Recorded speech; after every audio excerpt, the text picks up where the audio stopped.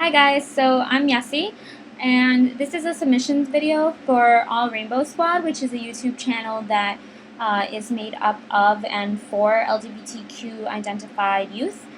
And I still like to consider myself a youth, even though I'm kind of on the cusp. I'm 20.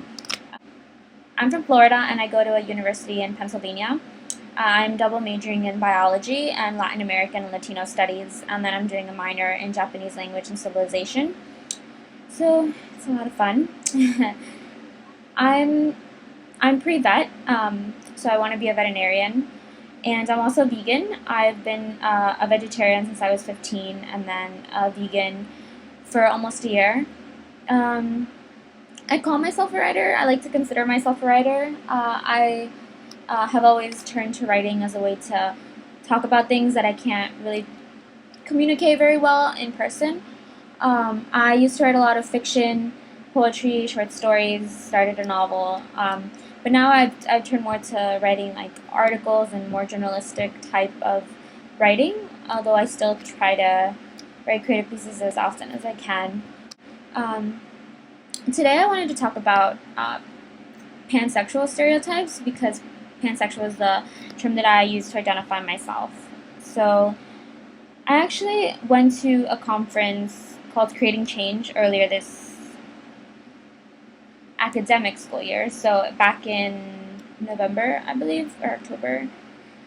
And one of the workshops was for non-monosexuals, bisexuals, pansexuals, etc. And one of the activities in this workshop was creating a list of fears that people have against non-monosexuals, specifically bisexuals. And I wanted to share with you guys the end result of this workshop, which was a poster board of just labels and stereotypes and stigmas attached to bisexuality.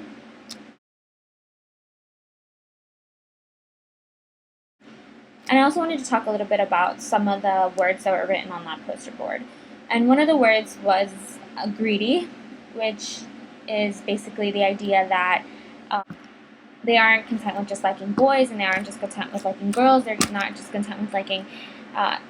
They want like everybody from every gender, and they're coming for your man, and they're coming for your girlfriend, and they just basically aren't satisfied. And it's a really strange criticism to have against people if you're afraid that they're gonna like steal somebody you're in a relationship with. That's really more your problem with your relationship than a problem with anybody else's sexual orientation.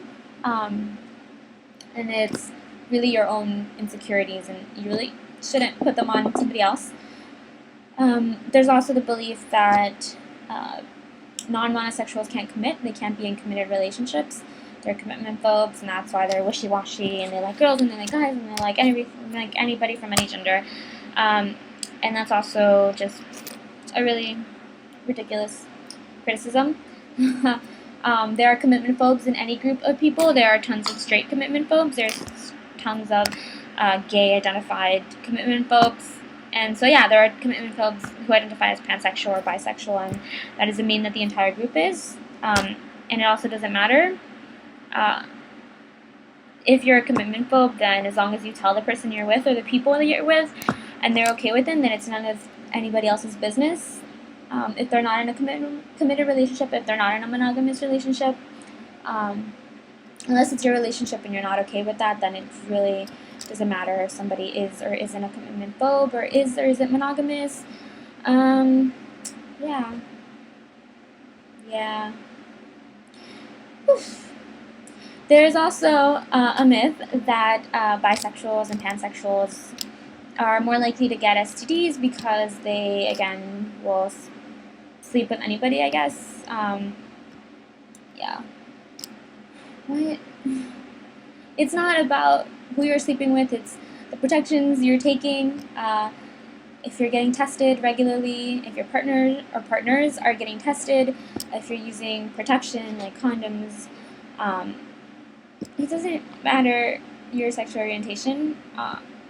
It's really, again, you can be pansexual and be a virgin. You can be a pansexual and be committed to one person who, you know, you're the only people that you have only slept with each other. Like, you can be pansexual and be in an open relationship, and you are not gonna get an STD because you're taking protections and everybody's getting tested and everybody's honest with each other. Like, it doesn't matter what kind of relationship you're in, it matters the protections that you're taking.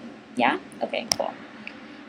Anyways, there's another big one that comes up is that bisexuals and pansexuals are confused. It's just a phase, that they're just transitioning to being lesbians or calling themselves lesbians or being gay or whatever, as if the end result is either straight or gay and that's all that exists.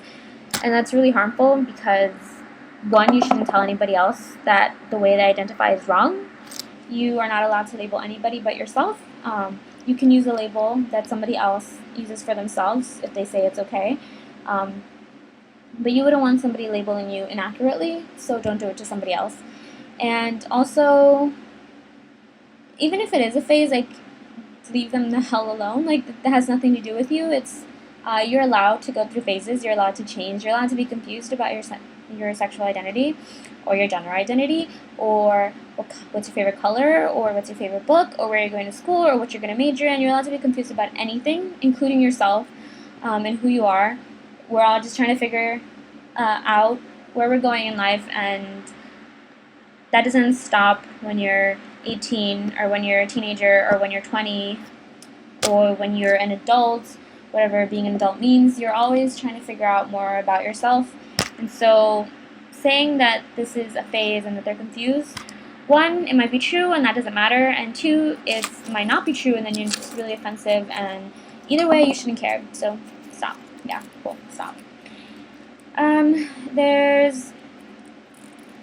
There's also a stereotype that non-monosexuals have straight privilege or straight passing privilege, and this is one that I personally struggle with a lot, because it's not necessarily untrue in that some non-monosexuals do have straight privilege, or straight passing privilege, I should say.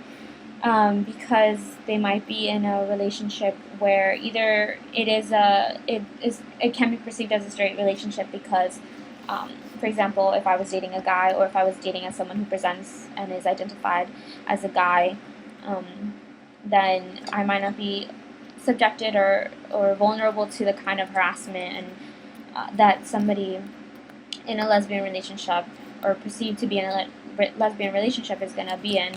And that's true, but this type of perception also creates the idea that somebody's identity can be erased. So somebody can be labeled as a lesbian when they're really a pansexual, and that even if they call themselves a pansexual because they are in a same-sex relationship, if they're a girl, the way they identify is going to be dismissed, or if they are if they're a woman and are in a relationship with a man, then they're going to be called straight, even though they're pansexual. And this is really just a way to erase identities. And so yeah, straight passing privilege is real. Erasure, non-monosexual erasure is also a thing. Lots of fancy words. Look what I just made. Yay! This is what I was looking down at. Anyways, yeah, they're both real things. People experience them to different degrees, and this doesn't mean that somebody who is pansexual in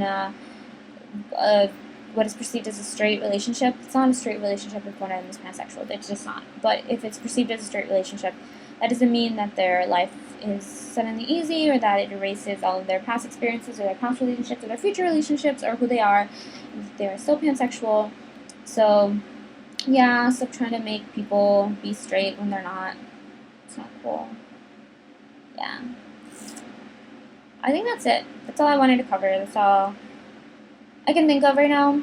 So yeah, that was my little video on pansexual stereotypes and why they're not cool and why they're not right and why stereotypes in general are stupid. So please stop. And yeah.